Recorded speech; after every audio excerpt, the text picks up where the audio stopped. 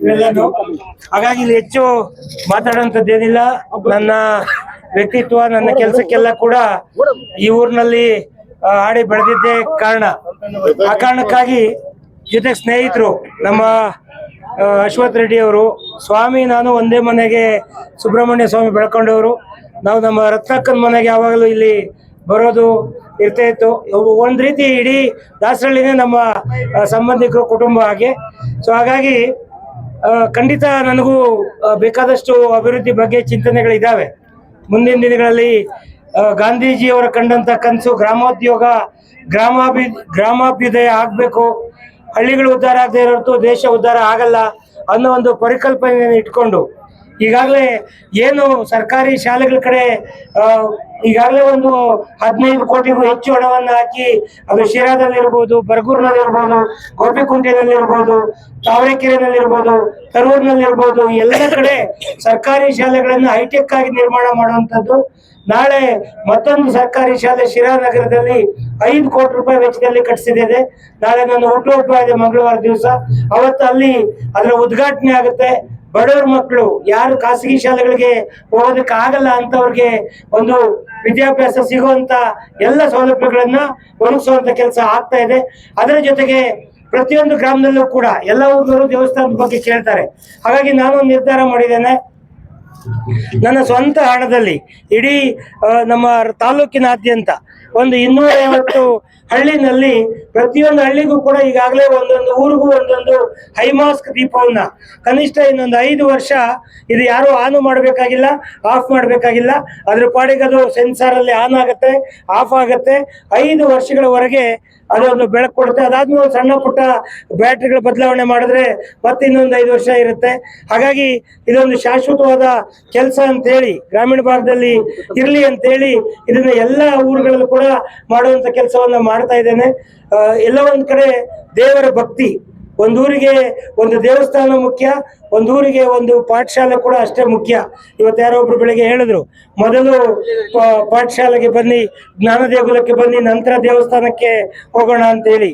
ಆ ಪರಿಕಲ್ಪನೆಯಲ್ಲಿ ಪ್ರತಿಯೊಬ್ಬ ಮನೆ ಮಕ್ಕಳು ಕೂಡ ಒಂದು ಒಳ್ಳೆ ವಿದ್ಯಾಭ್ಯಾಸ ತಗೋಬೇಕು. ಆ ವಿದ್ಯಾಭ್ಯಾಸದಿಂದ ಮಾತ್ರ ನಾವು ಬಡವರು ಶ್ರೀಮಂತರಾಗೋದಕ್ಕೆ, ಜ್ಞಾನಿ ಆಗೋದಕ್ಕೆ ಸಾಧ್ಯ ಇದೆ.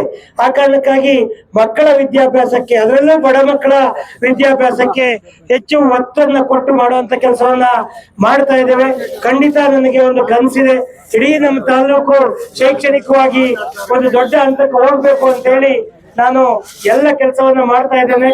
ಹಾಗಂತ ನನಗೆ ನೀರಾವರಿ ಬಗ್ಗೆ, ರೈತರ ಬಗ್ಗೆ ನೋಡಿ, ಇವತ್ತು ಒಂದು ಸಂತೋಷದ ವಿಚಾರ ಏನಂದ್ರೆ, ಮೊನ್ನೆ ನಾನು ಸದನದಲ್ಲಿ ಒಂದು ವಿಷಯ ಪ್ರಸ್ತಾಪ ಮಾಡಿದ್ದೆ. ತೆಂಗು ಬೆಳೆಗಾರರಿಗೆ ತೆಂಗು ಬೆಳೆಗೆ ಇನ್ಶೂರೆನ್ಸ್ ಇಲ್ಲ.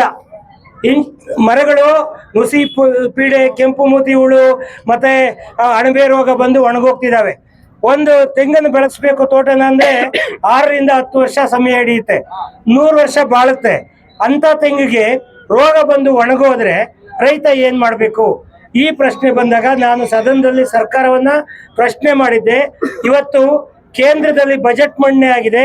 ನಮ್ಮ ನರೇಂದ್ರ ಮೋದಿಜಿಯವರ ಸರ್ಕಾರ ತೆಂಗು ಬೆಳೆಗೆ ವಿಶೇಷವಾಗಿ ನಾವು ಅನುದಾನವನ್ನ ಕೊಡ್ತೇವೆ ಅಂತೇಳಿ, ಅದನ್ನ ಏನೋ ಒಂದು ಇನ್ಶೂರೆನ್ಸ್ ಅನ್ನು ಕೊಡೋದ್ರ ಮುಖಾಂತರ ಹೆಚ್ಚು ಒತ್ತನ್ನು ಕೊಡ್ತೇವೆ ತೆಂಗು. ಆಮೇಲೆ ಇತ್ತೀಚೆಗೆಲ್ಲ ನಾವು ಶ್ರೀಗಂಧ ಬೆಳೀತಿದ್ದೇವೆ. ಇನ್ಮೇಲೆ ಶ್ರೀಗಂಧ ಬೆಳೆಯೋದಕ್ಕೆ ಲೈಸೆನ್ಸ್ ಸಿಗುತ್ತೆ, ಹಾಗೆ ಬೆಳೆಯೋದಕ್ಕೆ ಪ್ರೋತ್ಸಾಹಧನ ಕೂಡ ಸಿಗುತ್ತೆ. ಇವತ್ತು ಕೇಂದ್ರ ಬಜೆಟ್ ಅಲ್ಲಿ ಅನೌನ್ಸ್ ಆಗಿದೆ. ಹಾಗಾಗಿ ಈ ರೀತಿ ಒಂದು ಆಲೋಚನೆಯನ್ನು ಇಟ್ಕೊಂಡು ರೈತರ ಬಗ್ಗೆ, ಮಕ್ಕಳ ಬಗ್ಗೆ, ಬಡವರ ಬಗ್ಗೆ ನನ್ನ ಇತಿಮಿತಿಲಿ ಕೆಲಸ ಮಾಡಿದ್ದೇನೆ. ಈಗ 6 ವರ್ಷ, ಇನ್ನೊಂದು ವರ್ಷ ಮಾತ್ರ ಉಳ್ಕೊಂಡಿದೆ. ಖಂಡಿತ ಅದಾದ್ಮೇಲೆ ಮತ್ತೆ ನಿಮ್ಮ ಹತ್ರ ಬರ್ತೇನೆ. ನೀವು ಆಶೀರ್ವಾದ ಮಾಡಿದ್ರೆ ಖಂಡಿತವಾಗಲೂ ಕೂಡ ನಾನು ನಮ್ಮ ಶಿರಾ ತಾಲೂಕನ್ನ ಎಲ್ಲಿ ರಾಜ್ಯದಲ್ಲಿ ನಂಬರ್ 1 ತಾಲೂಕು ಆಗೋ ಮಟ್ಟಕ್ಕೆ ಖಂಡಿತವಾಗ್ಲೂ ತಗೊಂಡು ಹೋಗ್ತೇನೆ. ನಿಮ್ಮ ವಿಶ್ವಾಸಕ್ಕೆ ನಾನು ಯಾವತ್ತೂ ಕೂಡ ಋಣಿಯಾಗಿರ್ತೇನೆ ಅನ್ನೋ ಮಾತನ್ನು ಹೇಳಿ, ಯಾವತ್ತೂ ಕೂಡ ಸ್ನೇಹಿತರು, ನಮ್ಮ ಸುಬ್ರಹ್ಮಣ್ಯ ಸ್ವಾಮಿ ಅವರು, ಪರಮೇಶ್ ಗೌಡ್ರು, ಅಶ್ವಥ್ ರೆಡ್ಡಿ ಅವರು, ರಂಗನಾಥ್, ನಾವೆಲ್ಲ ಕ್ಲಾಸ್ಮೇಟ್ಸ್ ಒಟ್ಟಿಗೆ ಓದವರು, ಇವರೆಲ್ಲರೂ ಕೂಡ ನಮ್ಮ ಬರಗೂರು ಶಿವಕುಮಾರ್ ಇದ್ದಾರೆ, ನಮ್ಮ ಅಶೋಕಣ್ಣ ಬೆಂಗಳೂರಿಂದ ಬಂದವರು, ಕೆಂಪಣ್ಣವ್ರ ಮಗ, ಅವ್ರು ಇದೇ ಊರಿನವರು. ಹಾಗೆ ನಮ್ಮ ಶಾಂತ ಇದ್ದಾನೆ, ನಮ್ಮ ಅಳಿಯ, ಹಾಗೆ ನಮ್ಮ ರವಿ, ನಮ್ಮ ಶ್ರೀನಿವಾಸು, ನಮ್ಮ ರಾಮಕೃಷ್ಣಪ್ಪನವರ ಮಗ, ನಿಮ್ಗೆಲ್ಲ ಇಡೀ ಊರಲ್ಲಿ ಒಂದು ಒಳ್ಳೆ ವ್ಯಕ್ತಿತ್ವ ಇಟ್ಕೊಂಡಿರುವಂತ ಕುಮಾರ್ ಇದ್ದಾರೆ, ಗೋಪಿಕುಂಟೆ ಕುಮಾರು. ಹಾಗೆ ನಮ್ಮ ಮೂಡ್ಲಿಗೆರೆ ಬೆಸ್ಟ್ ಮಗ ಜಗದೀಶ. ಖಂಡಿತ ನಾನು ಪದೇ ಪದೇ ಬರ್ತಾ ಇರ್ತೀನಿ. ನೀವು ಏನೇ ತೊಂದರೆ ಇದ್ರು ಕೂಡ ಬಂದು ಖಂಡಿತ ನನ್ನ ಗಮನಕ್ಕೆ ತಂದ್ರೆ ಇನ್ನು 1 ವರ್ಷದವರೆಗೆ, ಅದಾದ ನಂತರ ಕೂಡ ನಿಮ್ಮ ಸಣ್ಣ ಪುಟ್ಟ ಸಮಸ್ಯೆಗಳಿಗೆ ಸ್ಪಂದಿಸ್ತೇನೆ ಅನ್ನೋ ಮಾತನ್ನ ಹೇಳಿ, ನಿಮ್ಮೆಲ್ಲರ ಆಶೀರ್ವಾದ, ದೇವರ ಆಶೀರ್ವಾದ ಎಲ್ಲರಿಗೂ ಒಳ್ಳೇದಾಗ್ಲಿ ಅಂತ ಹೇಳಿ ನಾನು ನಿಮ್ಗೆಲ್ಲರಿಗೂ ನಮಸ್ಕಾರ ತಿಳಿಸ್ತೇನೆ.